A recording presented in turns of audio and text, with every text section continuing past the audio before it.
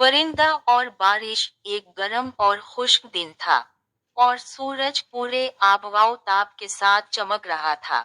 एक छोटा सा परिंदा जिसका नाम चंचल था, शिद्दत प्यास से बेहाल होकर एक दरख्त की शाख पर बैठा था।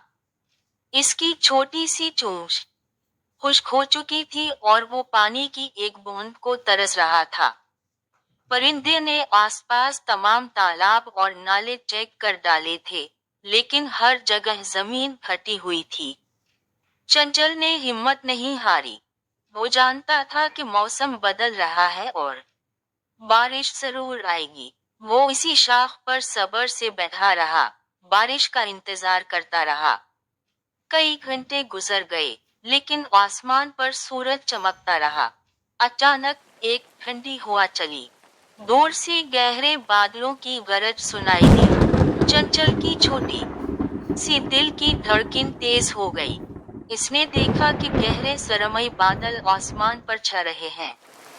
फिर पहली बारिश की बूंद उसकी चोंच पर आ गिरी। एक, दो, फिर सैकड़ों बूंदें जमीन पर बरसने लगे।